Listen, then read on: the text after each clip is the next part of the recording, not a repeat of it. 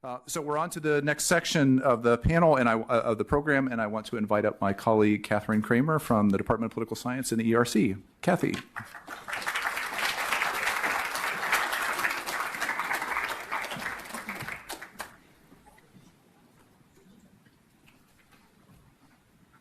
Hi, everyone. Good afternoon. Very nice to share this day with you all. I have the honor of introducing our next panelist, Dr. Bernard Fraga. He is a political scientist who studies American elections, obviously, right? He focuses on racial and ethnic politics, voter turnout, and the impact of election laws on voters and politicians. He's the inaugural Ann and Michael Henkin Distinguished Professor in the Department of Political Science and the faculty coordinator of the Latinx Studies Initiative at Emory University. He received his BA in Political Science and Linguistics from Stanford and his PhD in Government and Social Policy from Harvard. He's published research widely in highly respected political science journals and law reviews, and he has an award-winning book from 2018 called The Turnout Gap: Race, Ethnicity, and Political Inequality in a Diversifying America, which provided a comprehensive analysis of race and voter turnout, examining white, Black, Latinx, and Asian American voting patterns from the 1800s to the present. The importance and excellence of his work has been recognized in leading media outlets, by major political science awards, and by major social science funding organizations. So we are so honored to have him with us today. Please join me in welcoming Bernard Fraga to the stage.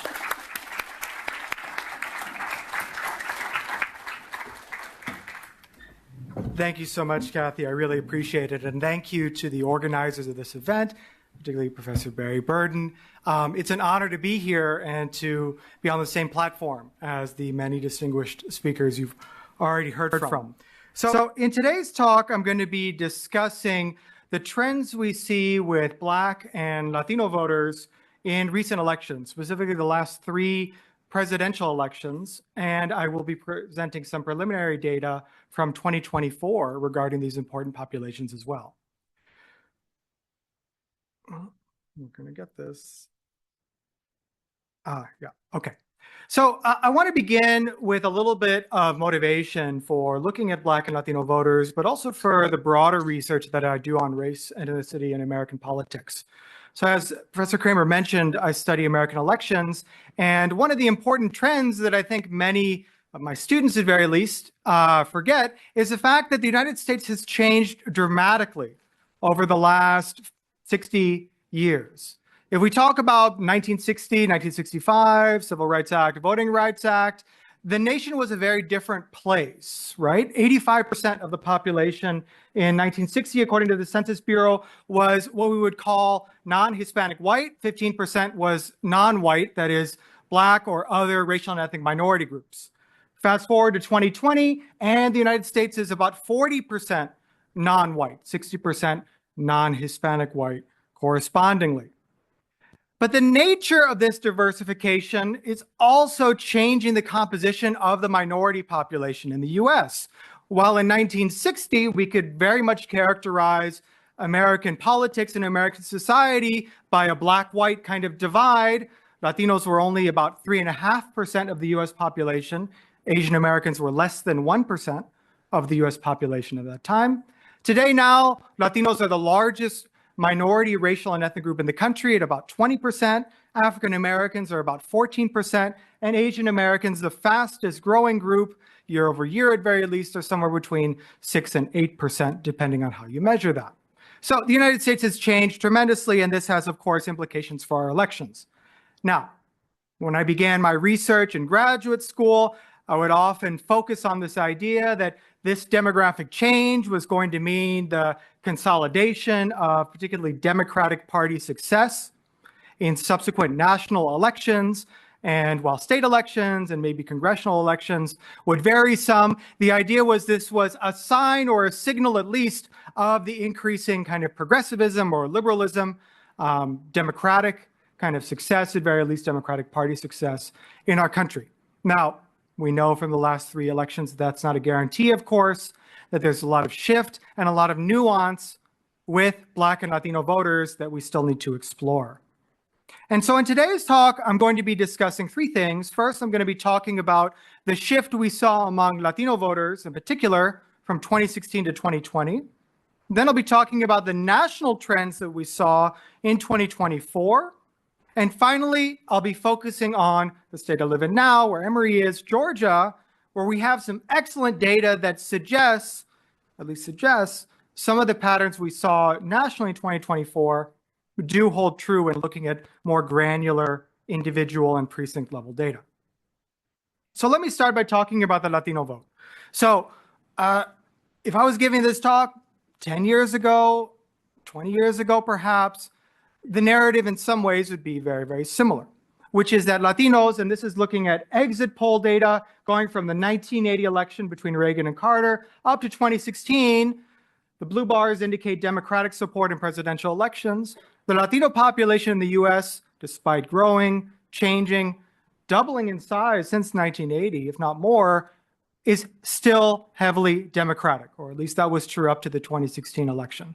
Majorities of Latinos who voted, at very least, supporting the Democratic Party, much smaller shares of support for the Republican Party. And if you look at this chart carefully, there was this moment in the early 2000s when the idea was Republicans had an opportunity, perhaps, to pick up more support from Latino voters, especially with the presidential campaigns of George W. Bush, former Texas governor, who appealed to Latinos with messaging that mentioned the cultural distinctiveness of Latinos, but emphasized hard work, American dream, American values, etc.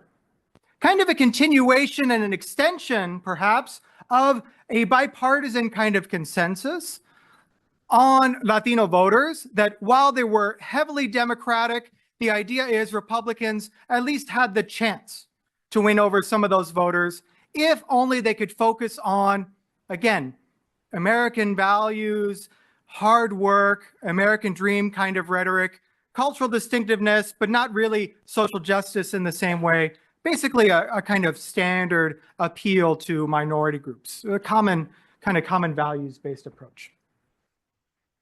Now enter 2020, right? And 2016 before that. The narrative was, after Mitt Romney's loss in 2012, Republicans needed to pivot and appeal to racial and ethnic minority groups, in particular Latinos, using those same kind of approaches that Bush and Reagan before had done, not the kind of inflammatory rhetoric that Donald Trump used in his 2016 campaign. Remember, the very first day as a presidential candidate, at least self-declared, descending his literal golden escalator in Trump Tower, July 2015, very first speech is the one where he said, Mexicans are coming to the US, they're criminals, they bring crime, they're rapists, and some I assume are good people.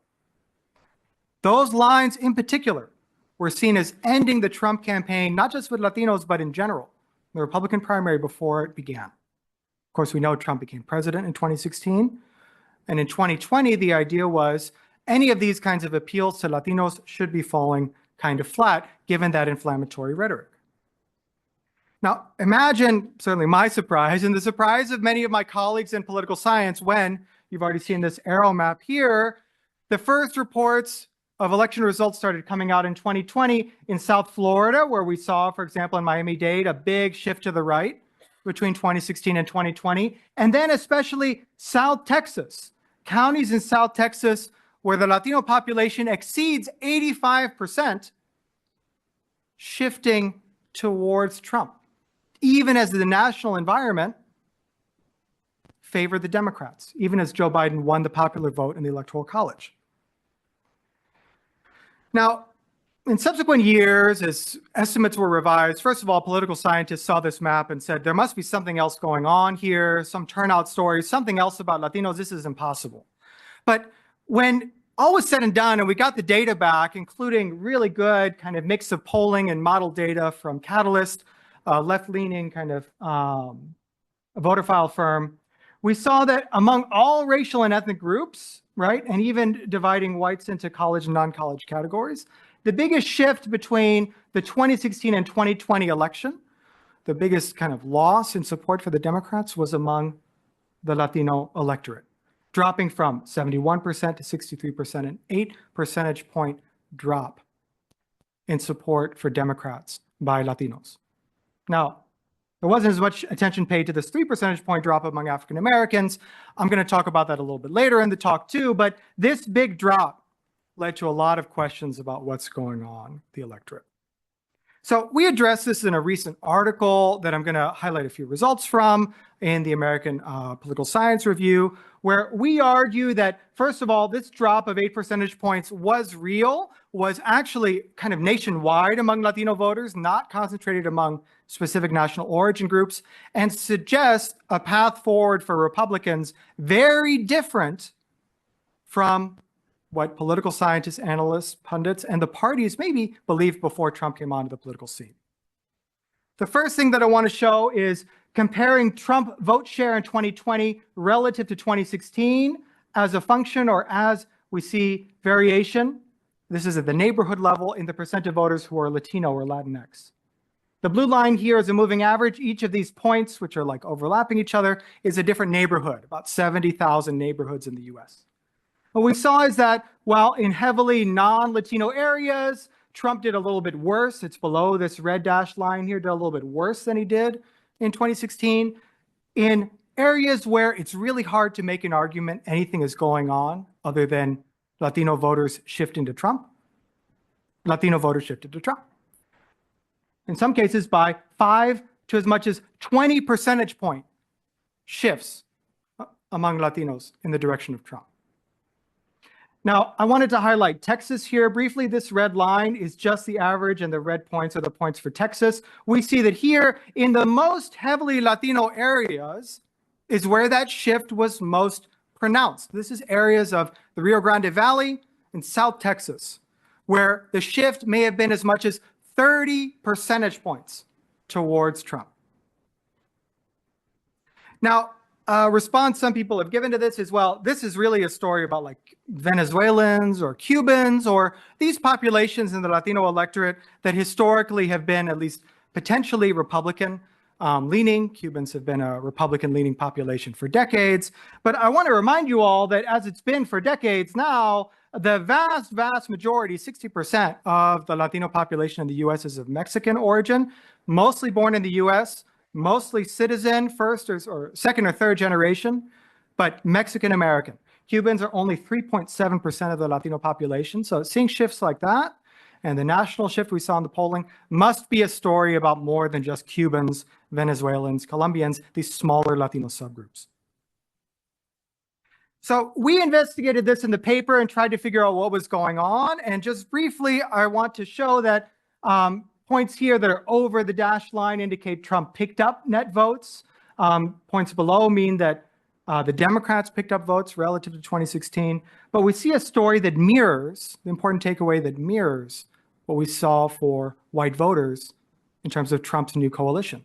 Low socioeconomic status, low levels of education, low levels of income. Latinos are the ones who shifted towards Trump disproportionately.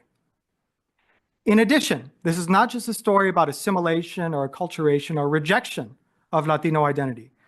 Latinos who are in the second generation, the first generation born in the US, that is, over here, they're the ones who shifted more towards Trump than any other generational group. Now, this is important given the Democratic strategy during the Trump years was to emphasize Trump's immigration policy, particularly his harsh rhetoric on immigration. This wasn't just a shift among people who are very far removed from the immigration experience. In fact, it's the people who make up the largest share of those eligible Latino voters who live in households with immigrants, including undocumented immigrants, that is, their children, their voting age citizen, US-born children.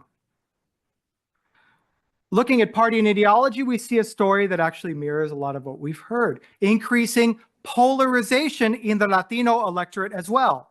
Latinos who already were identifying as Republican shifted towards Trump. What does that mean? Cross-pressured Latinos who already were Republican in terms of their identification, but had voted for Hillary Clinton, started voting for Trump.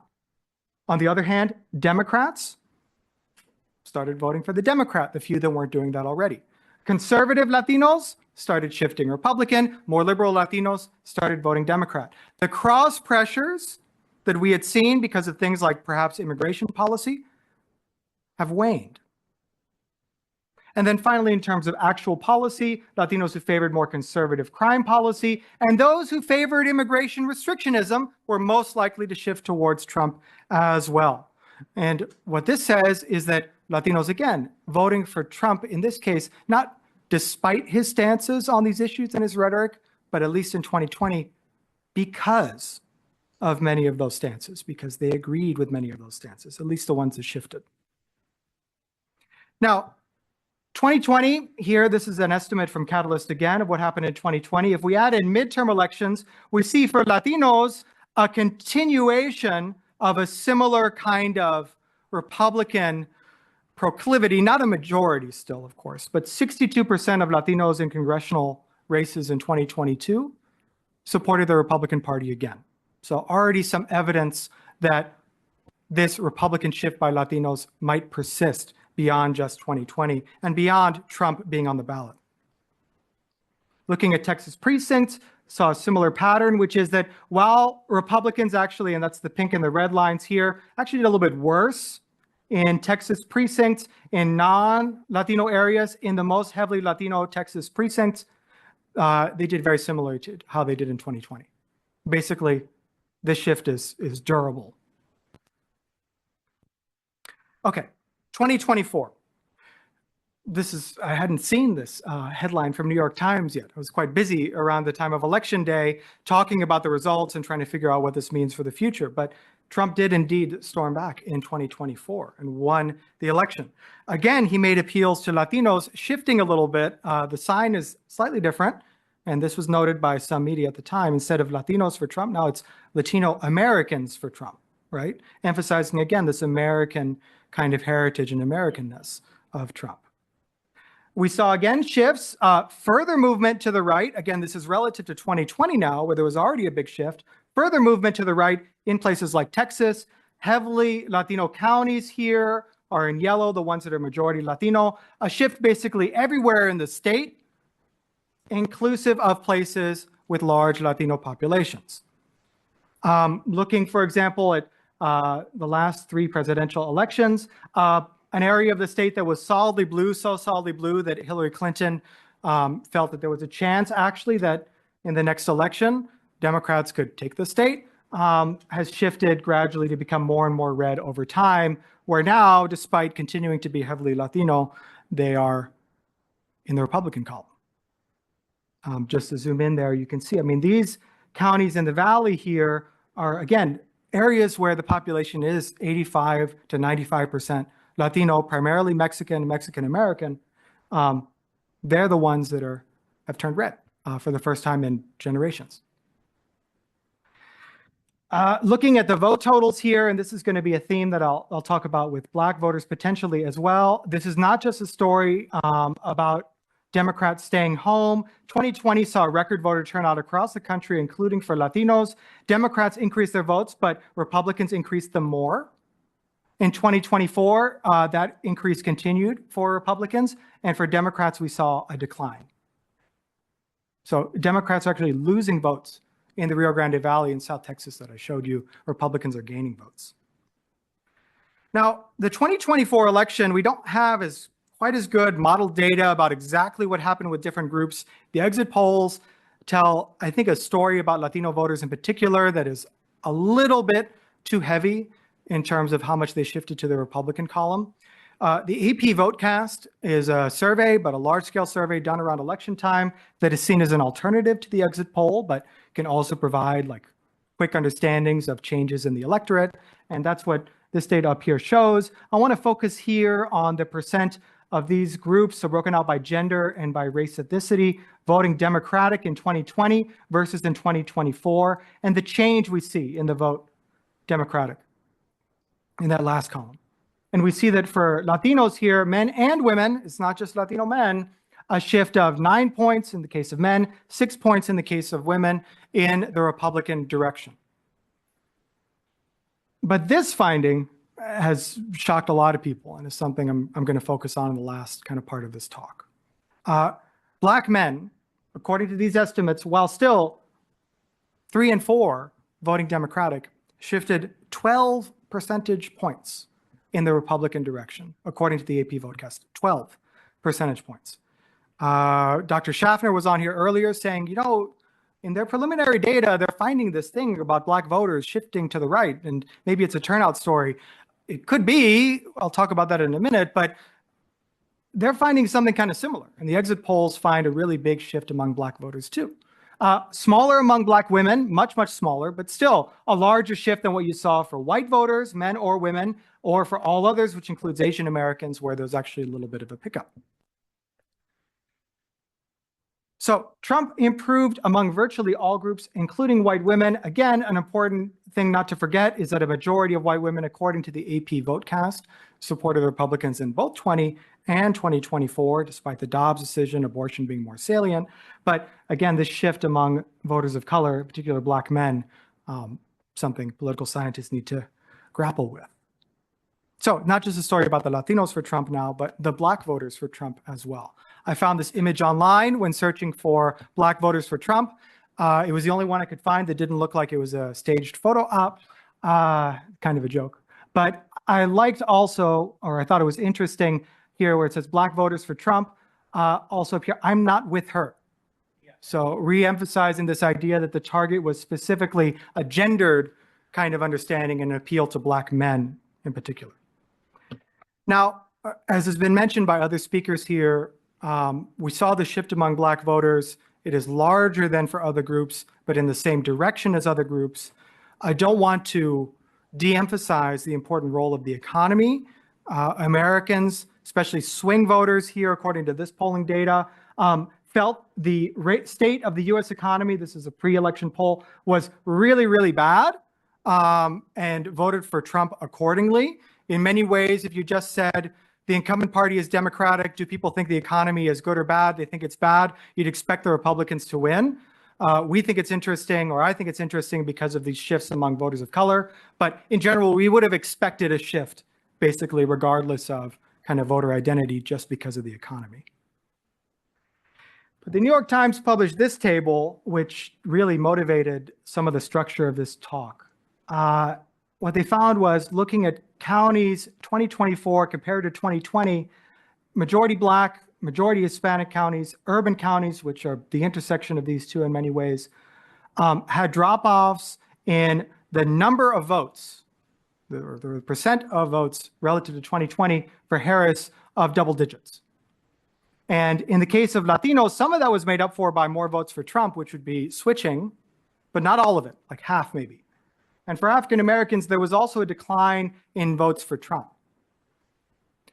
What that suggests to me is that it wasn't just a story of voters switching, but also a story of these core constituencies, particularly Black voters, staying home.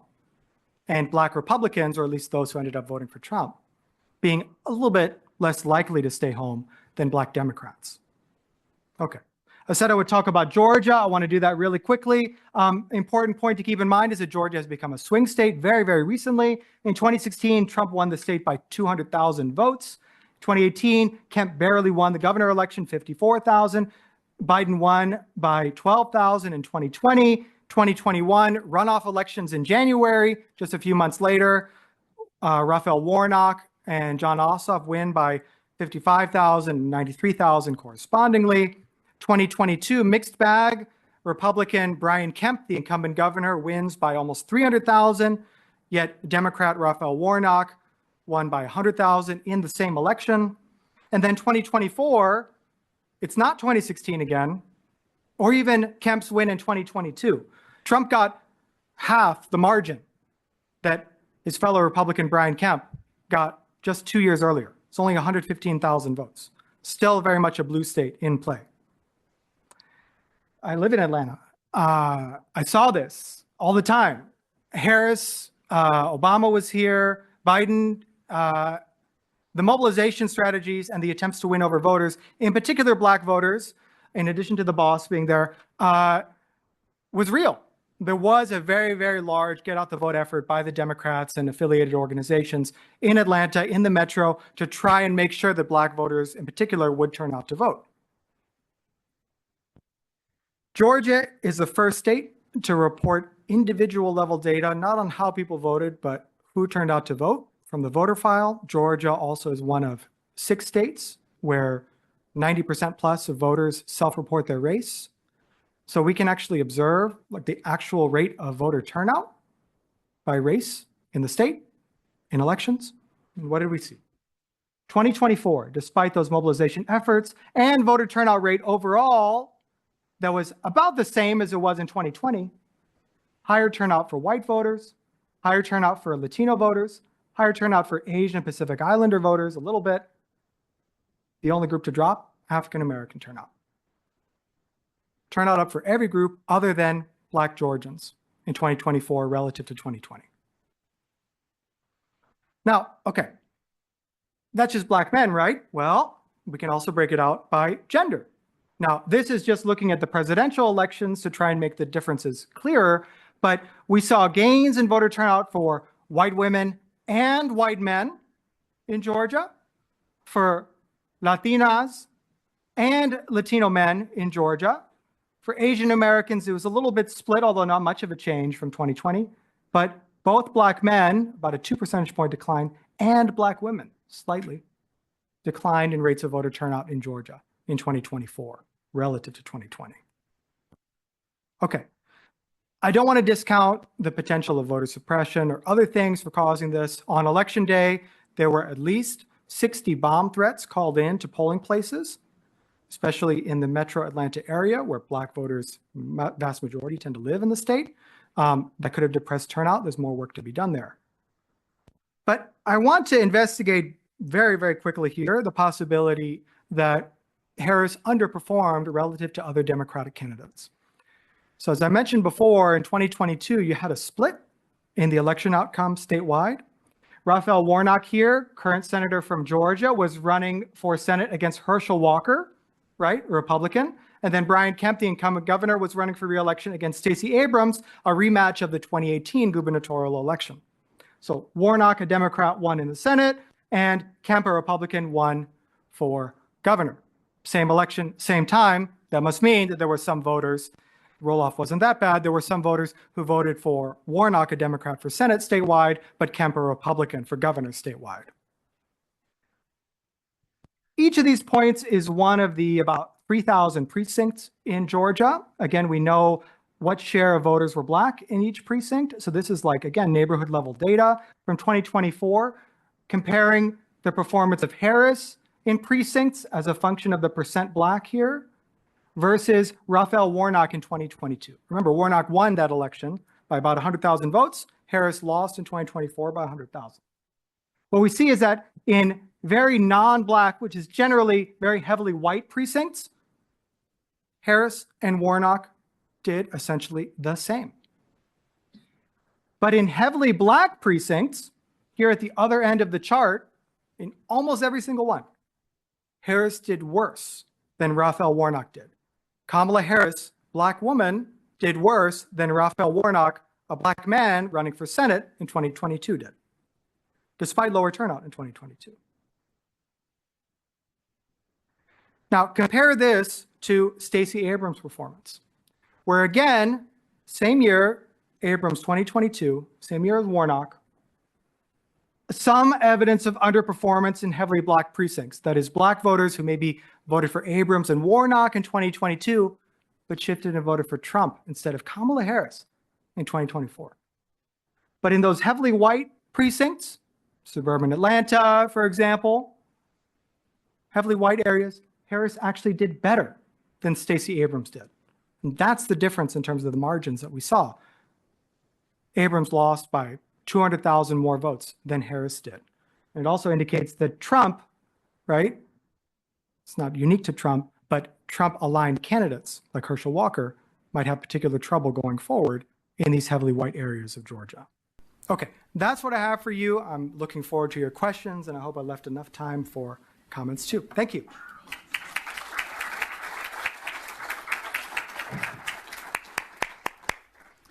Yes, thank you so much.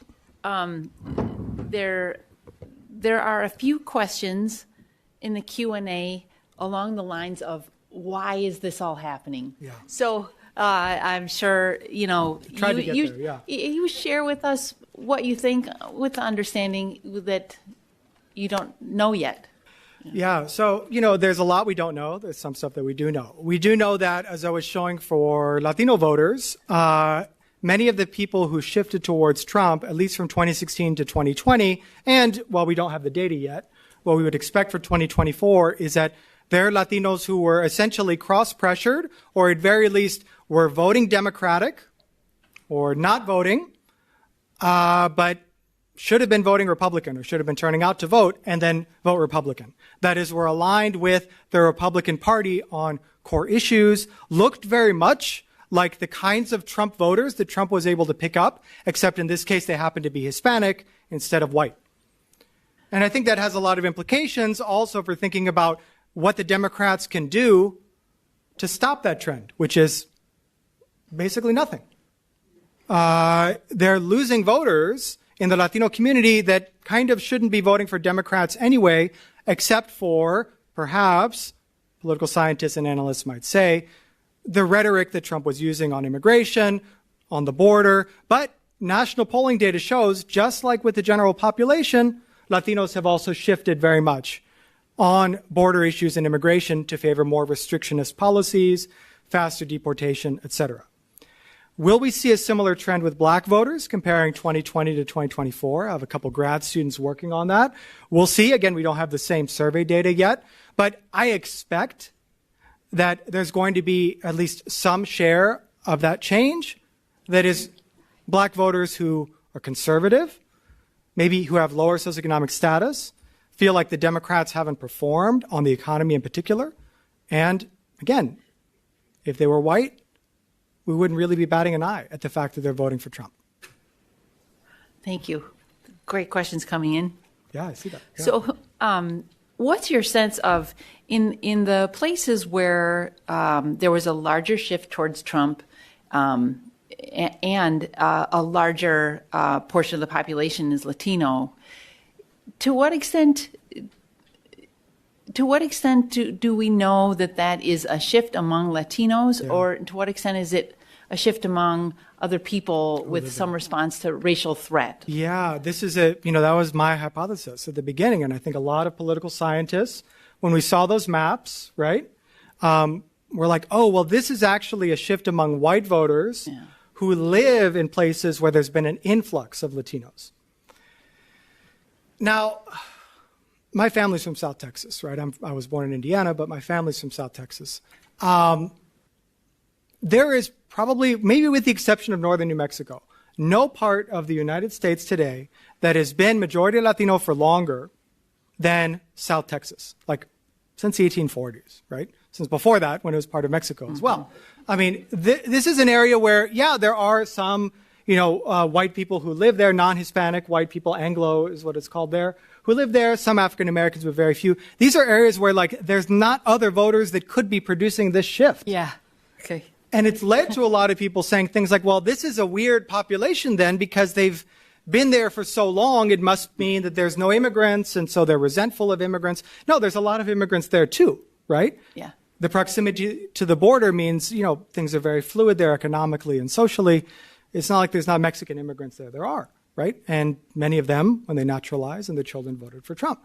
So the initial inclination of this being a story about threat from immigration is actually, well, only if you understand threat from immigration being the immigrants themselves are the ones feeling threatened. Okay. Thank you so much.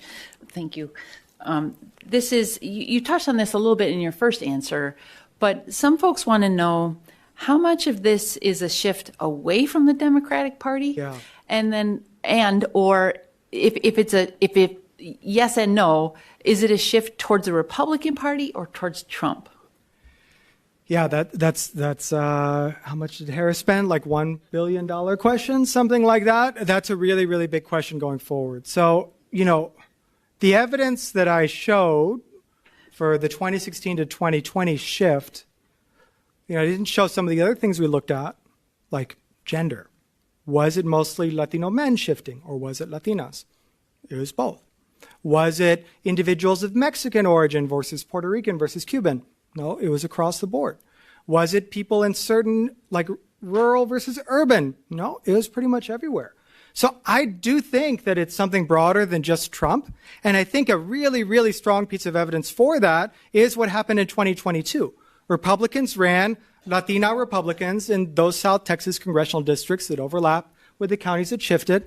One of them was successful. Two were not. Fair. These are still Democratic in some ways, but you saw the same big jump towards the party in terms of vote share. Not enough to cause a victory for Republicans in 2022 or in 24, but still a shift. So I think it's broader than just Trump, and there's not signs that it's something where Trump's, for example, machismo or swagger is really what's inducing this. Thank you.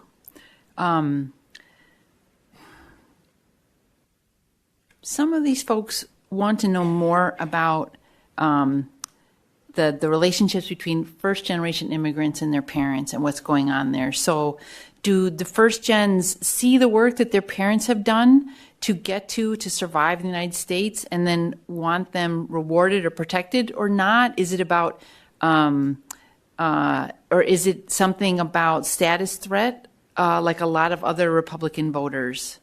This person is asking. Yeah, that's a really good question. I gave a talk 2 days ago, I guess, to a Mexican-American civil rights organization in San Antonio, which is north of where some of those changes are happening, but also in South Texas.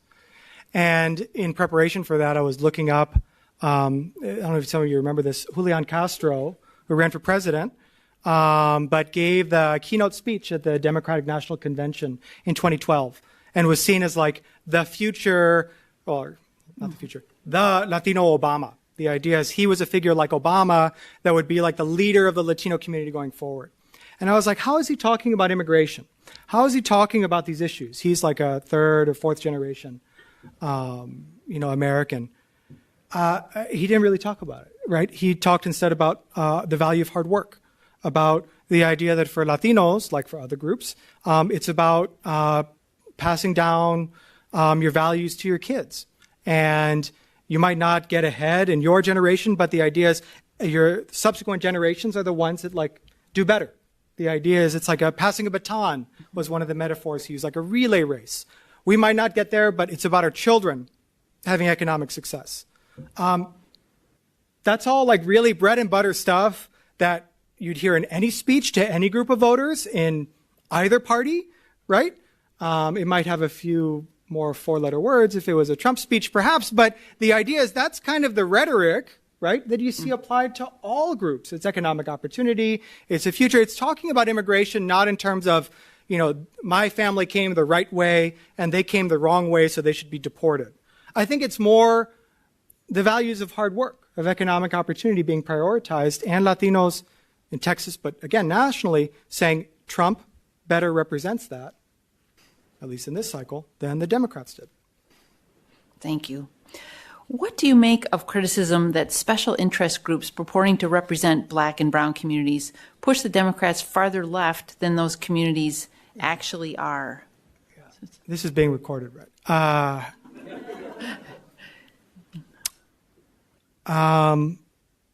This is one of the things a lot of Democrats are talking about right now and trying to figure out.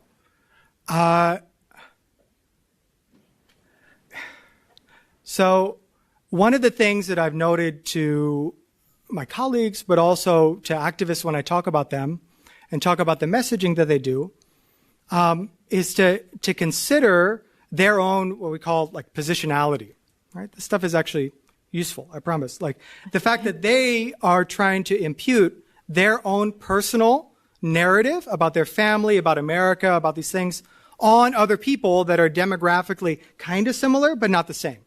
So as an example of this, right, and this is true in other communities as well, a lot of the folks that are doing kind of the national level strategizing on the Latino vote in places like DC or New York on the East Coast, right, are children of immigrants who were politically mobilized, like millennials, politically mobilized and activated during the kind of immigration protests in the early 2000s and see Trump as an extension of that. The idea being that they can't even imagine someone voting for a person who would deport their parents, them personally, right? It's very, very important to them that Trump not win because of the actual consequence in their minds to their families. And they know that the majority of Latinos, for example, know at least one person, not necessarily a family member, but a friend maybe, who's undocumented. So that's their worldview is shaped by that. But for many Latinos living their everyday lives who are not politically activated, mobilized, who are not working for campaigns, it's instead, how do I put food on the table? How do I survive in the system? And they're still here, right? They are here living in the US and just trying to make do the best way that they can. And they're saying, look, the threat of deportation, Trump's rhetoric, whatever, it's really about, can I provide for my family? So I think there's a disconnect. Again, something that's broad across all groups, not just Latinos, but a little bit of a disconnect for what the priorities should be and how Latino voters and Black voters too should be talked to about what the important issues are. Thank you. I think we have time for just one last question, and this is about the electorate in general. Yep. Do you think rallies change votes? This person in the audience says, I believe both candidates wasted significant money on rallies. I moved to Atlanta, moved to Georgia in 2020 during the pandemic before the election, and was so excited because I was like, I lived in Indiana at that time. I'm like, I'm going to get to see all the campaign activity and see the candidates come through, and there was nothing, right? Or at least on the Democratic side, like very, very, very little. Because Biden, it was like we had these drive-in rallies. I don't know if y'all had these in Wisconsin too, but like a select few could get through the gate to be in a parked car and like socially distanced. Anyway, there wasn't much activity going on, and Biden won. And Harris, there were rallies, and she lost. So, yeah, maybe it doesn't matter that much. But the real answer is if you look at battleground states versus the rest of the country, Harris did or cut into what I would say was a very, very big gap or drop or whatever that a big hole that Biden was in advance of the election before he dropped out. So she was down maybe 3 points, I think, according to some estimates in battlegrounds versus 6 points worse than 2020 in the non-battlegrounds. So I don't know about rallies in particular, but I think mobilization, GOTV, at least the devotion of resources to battleground states still matters. It just wasn't enough to overcome the economic conditions fundamentally. Thank you. One small last question. Yeah, sure. What are you going to be keeping your eye on between now and the midterms? I'm going to be looking for more data. I'll be looking for surveys. Professor Schaffner was talking about the CES survey. That's the data, the Cooperative Election Study. That's the data I use for my study of Latino voters. Very much looking forward to the data that we get back for 2024, looking for the shifts among Black voters. I recently got this grant from the Carnegie Foundation in New York to be looking at what makes people not turn out to vote, despite how polarized we are and why turnout is so high. Why are about a third of Americans who could vote still not voting? We have a really cool question on the CES that gets at this. Surprise. Yeah. I want it to be a surprise. But there's a really cool question that got added that will get at this in a more comprehensive way than before. So I really want to know why some people sat this out. Yeah. Awesome. Thank you. Please join me in thanking Dr. Fraga.